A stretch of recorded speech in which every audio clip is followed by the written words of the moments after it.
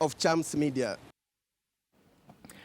All right. Now, in January 2013, then President Mwai Kibaki led the country to break ground for ambitious plan to build the Konza Technology City. Those hope as the government vowed to create more than 200,000 jobs. The state also promised to attract multinational investment firms into the country. However, several years down the line, the story is different. Not much is happening on the ground. Disillusioning locals. Even investors have also started raising concern, appealing for more efforts to be channeled towards the mega project. KTN Shadrach Miti report.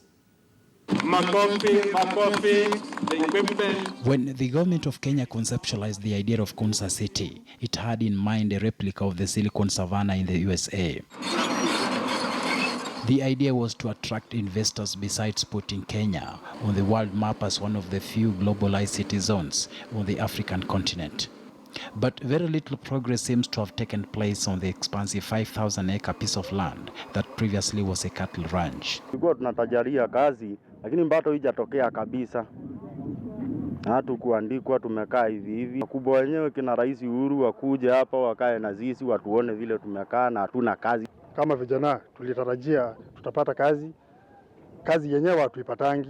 Watu wanaajiri yangu hapo hatujuangi wanatolewa kwa saidi gani. Juu wakazi wapo hatuna kazi. The huge hope that seemed to capture the residents and potential local investors is slowly turning into frustrations. Our greatest wish is that the government would move in with a bit of more speed so that even the investors who are eyeing the area can even see the value. Because much as Kenyans we understand, we go by sight. So everyone has heard about Konza, but we need to see things moving. But all is not lost. Apart from multinationals that were expected to pump billions into the construction of Konza, other Kenyan firms were also keen to reap big from the trickle effect. Real estate firms invested in the adjacent areas by buying land with the hope of selling to prospective buyers at a profit. No, they'll be offloaded. And although the slow takeoff of the project has slightly affected the investment returns, the local investors are upbeat and have not shied away from calling upon Kenyans to acquire land around Konza before prices shoot through the roof. We understand where development is, prices are meant to go high. But for Konza Greens, we can say it's very affordable because for only 490,000, you get an 8-acre plot. People talked about Thika Road and said Thika Road has stalled, but it didn't stall. Those who didn't buy are paying the premium now. You buy expensively because when it was a rumor, you didn't buy. Okay? The same thing with SGR, the opening up that the SGR has brought about. Some people invested, some people did not invest.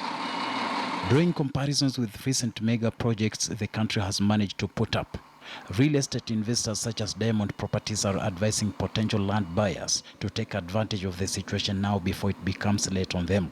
They are optimistic that despite a few bottlenecks in the Konza City construction, the future looks bright and there are all indications that it will be a success. Barabara zetu ni mbaya, hata kuleta vitu huku kwa biashara inakuanga shida. We have the mapping on all the plans. We have the approvals from the local county government.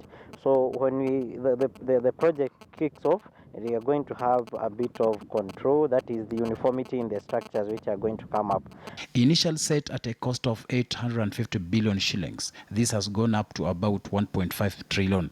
The plan was to build the city in phases, with the government pledging to lay out infrastructure and interested private partners building their own facilities.